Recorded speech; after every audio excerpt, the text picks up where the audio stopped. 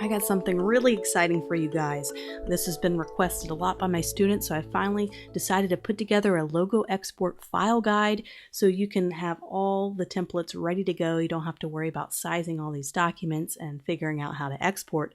The guide is all here for you, and we're going to be working through this throughout the next lesson or two to export all of our files in both a digital RGB environment and also a CMYK print environment. So we're going to have print files and digital files to provide for the clients in separate folders. So to open up the logo export file guide, you can find it in where you find the resources in the class. If you're on Udemy, you can find it right in the lesson. If you're on Skillshare, you can easily find that in the project section of the course where all the zip files are. So here we go. We have two different versions. There's an RGB guide, and then there's also a CMYK. We always like to start with CMYK because that's what we just finished doing our logo in, is CMYK. So we're going to just start dragging these files in, and I have them all labeled so you kind of know which one to drag in. And just a quick note, I like to leave a little bit of white space or margin when I'm loading my logos in, because when you do export these as JPEGs and PNG, if you do it all the way out to the edge, especially as a JPEG, some clients don't have that buffer zone and they'll bump that logo really close to something. So if you add a little padding and a little margin there, you can kind of show the client kind of what a proper spacing would be. So just kind of a little habit I've gotten into over the years. Well, let's get started. We're going to go to the logo presentations we did, and we have everything we need. We just have to kind of copy and paste everything and adapt it. So let's take our first ones and bring it over.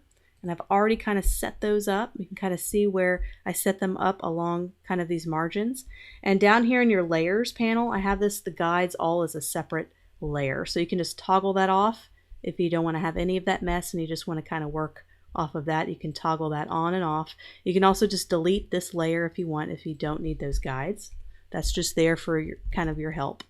So we're going to continue to do this. What I did is I adapted both of these, the vertical and the horizontal, and then I adapted the black and whites, and I'm just going to continue to go. So we have all four different kinds of presentations, which we have here. So we have a dark background, light background, single color, and black and white.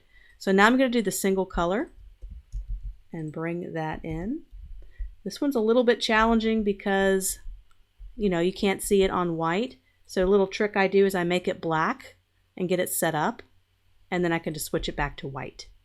So this will be your single color. It's always nice to have a single color option for your logo. We're just going to we're not going to make it perfect, but we're just going to leave just enough margin in there so the client doesn't bump the logo right up to something. You kind of have that built-in padding there for them. And we're going to go ahead and bring this one in. And you can always adjust these sizes. So let's say the margin is too big there. This is a perfect square. So if your logo has a different shape, you could just go to File, Document Setup.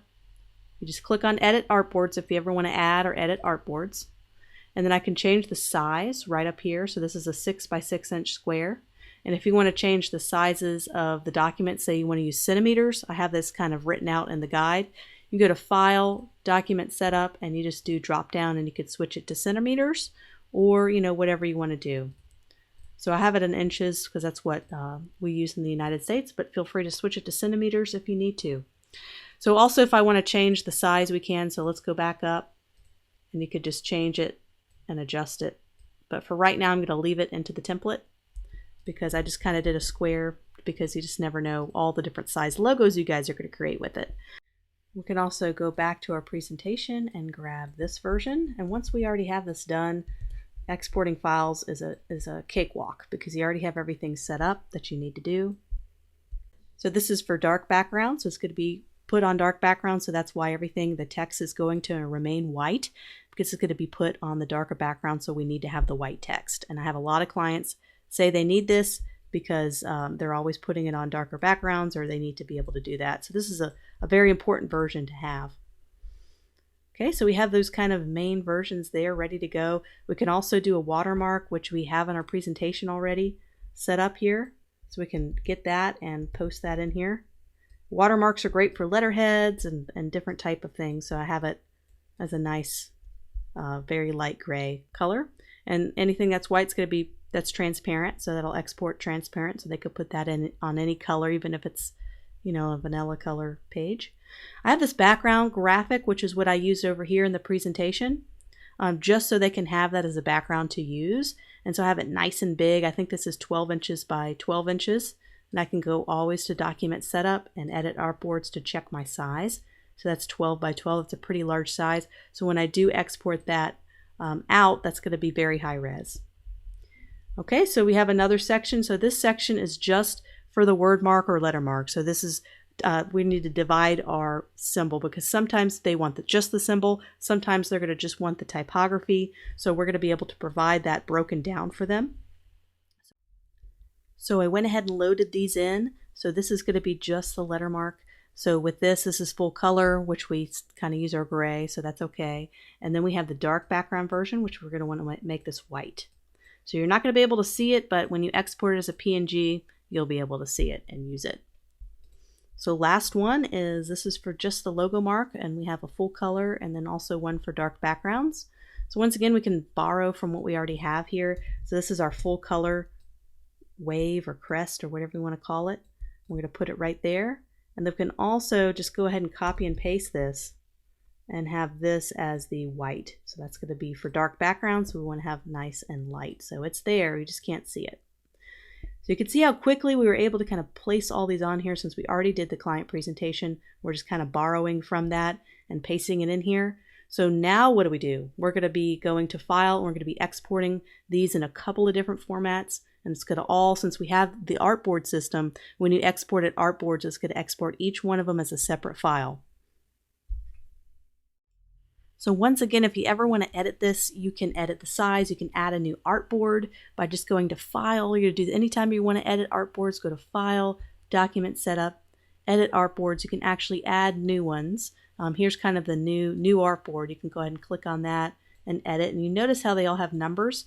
When you can export just a certain number range. So if you only want to export artboards 1 through 5, you don't have to export the whole document each time.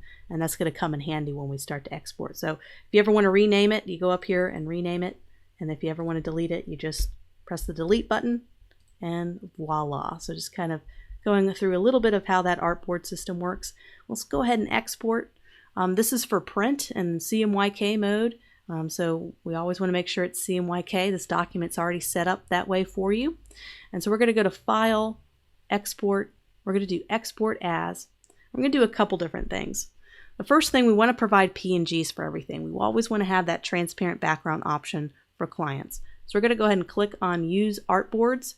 So what's going to happen when they click on Use Artboards, it's going to crop everything to the artboards all the way across. We could do all, so let's go ahead and click all, or you can do a range if you only want to do the top 8. You can do 1 through 8. So we're going to do all. We're just going to export to the desktop. I'm just going to go ahead and export. And I like to keep them at a high resolution. 300 is standard, but I like to do 600 because it increases that resolution a little bit without increasing the actual size of it. So I just like to stick with anywhere from 300 to 600. Just make sure it's higher than 300.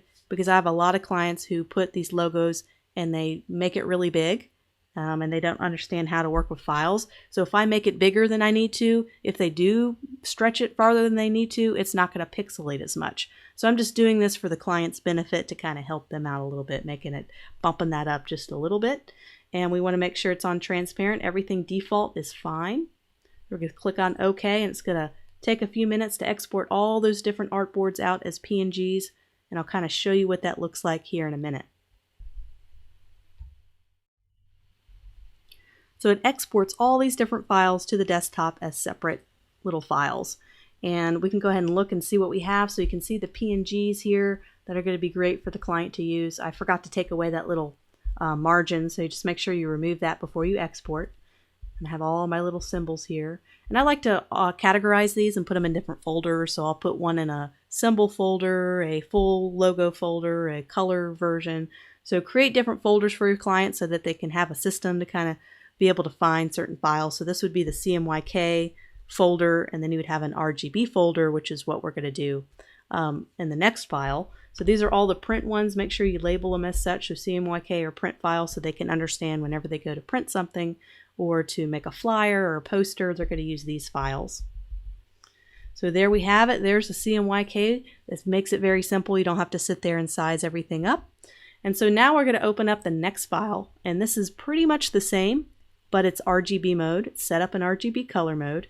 And also there's an additional social media profile image added so that you can have that. So I'm going to spend a little bit of time adapting all of these just like we did before. This is already set up in the RGB color mode, so when you drag it over, it'll automatically change those colors for you. And that's pretty much it. It's going to be the same thing. And also another thing before we do the digital files, let's switch back to the CMYK. There's one other thing we need to do. We don't really need JPEGs because that's going to be, JPEGs are really used for digital. So we're going to use the JPEGs in the digital one we're getting ready to do. But we do need a vector file. You know, we sent all these PNGs, but the client always needs a good vector file of the logo. So what I'm going to do is I will remove those at another time, but I would go to File, Save As. You're just going to save this entire document as an Illustrator file. And what you could do is you can go ahead and take off all these extra things and customize it for the client. So instead of logo export file guide, you can say, you know, client logo management guide. And you can go, feel free to change all this so it kind of helps the designer or the client, whoever's going to be managing all the files after you're done, they can have a nice guide for them. So feel free to customize this guide, send it to your clients, make sure you change it, and you want to make sure you remove certain things and maybe put your name up there. So, or a contact if someone needed to contact you about how to use the logo. So just have this as the guide and kind of guide them through all of that as an Illustrator file. So you'll just need to go to File and save this whole thing as after you customize it as an Illustrator file. So right now we have this big Illustrator file to send to the client, and we also have all these PNGs that could be used for print. And the last thing we're going to do is do the JPEGs for the digital. We're also going to do PNGs for digital as well. So there's going to be a lot of files. There could be about 60 or so files. And then when we have the vectors and when they can open this up, they have access to all the vectors. And then they'll have access to all the PNGs, and which have the transparent backgrounds. And then they'll have the JPEGs, which always has a white background. So there you have it. They'll have everything they need. So let's switch over to RGB next. We're here back into the RGB mode, and we're going to do the same thing and add them all. So let's just add them all, and then of course we have the social media profile image, which is really good for Facebook, kind of that small perfect square. And so you'd go ahead and get everything ready for them, just like we just did in the CMYK mode. And now we're going to do the same thing. We're going to go to File, Export As, and we're going to do PNGs. And you might want to hand select what PNGs you think the client's going to need after you export all of them. Or you can export a range. You don't have to export everything. You can export a range of artboards. So if I want to do 1 through 5, it'll just do the first 5 artboards. And if you want to ever check what your artboard name is, go to File, Document Setup, and I know that's 1 through 5, so it would be these 5. Okay, so I'm going to export as the PNG, and also, this is a little bit different, I'm going to export as a JPEG. So I'm going to export all these as a JPEG. I'm going to export them all. And here's another thing with resolution. Standard for JPEGs and for digital environments, for web environments, is 72 ppi. That's standard, but with Retina display screens and higher resolution screens, I feel like lately I want to kind of do more of the medium. And if you can do 300, it just sends the file sizes really high. So if they're going to use this for a website, it might make file sizes that are too big for them. So, you know, you could do happy medium right here in the middle. Just look at the resolution and see how they're looking after you export it. If it's blurry, you know, you can always just do the high. So let's just do medium, and that's all we need to do. We can always lower the file size a little bit by lowering the quality.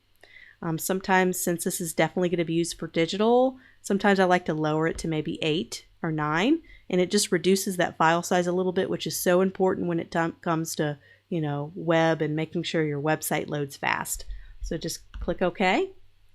And now it's going to do the same thing, exporting all my JPEGs. So I would have a separate file for RGB files for print or for digital, and a separate one for CMYK, which is for print. So the client can decide, okay, I'm looking for a print file. I'm going to go into this folder, and then now I'm looking for a full color version, and they'll go into that folder so they can kind of have their own little file system.